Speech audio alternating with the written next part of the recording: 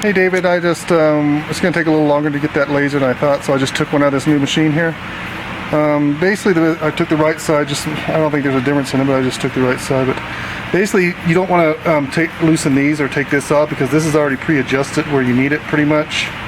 This bracket here. So basically, you got these two screws here. I took the one out. You don't need to take both out. It's a little bracket that holds behind it here.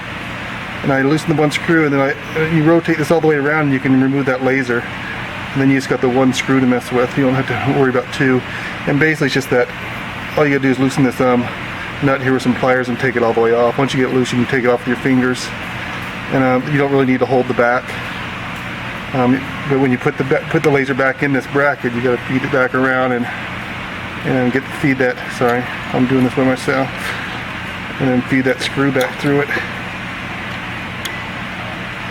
Sorry, it's a little harder. There you go. And then put the nut back on it, and you can snug it down. And I just lightly snug it because you may need to. I put a little black mark on the front of the other one just so you know where the front is. But it could take a slight rotation one way or the other still, you know, because. And you can just grab this with some pliers and or maybe even just lightly turn it one way or rotate it one way or because that laser beam is like a line, you know, and so it's got to be perfectly shining between this blade holder and the back and the clamp. There's just like a slight gap for it to shine between. It's gonna be perfect. So you may have to rotate it slightly.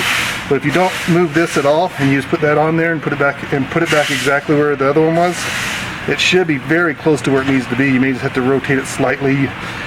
If it's not shining through perfect, you can just actually like push on this bracket a little bit with your thumb. Push on it, you know, just you don't need to really loosen these. Just kind of, or pull it this way if it's not shining perfectly through. Really, you don't need to loosen anything for adjustments. Because this metal bends pretty easy, or not easy, but it will bend. It's not that hard. You can just push on it with your thumb to get it to, if it's not perfectly shining through once you put the new one in, to get it to shine perfectly through. And when you do this, it's a little bit easier to, you know, drop the blade. Just hold both cut buttons until the blade goes down, and let go of them when it's in the down position. It'll stay down there, give you a little more room to work in here.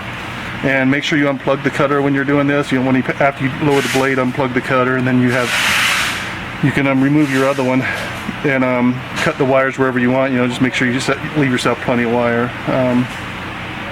That's basically it. You know, if you have any questions, you can call us or email me.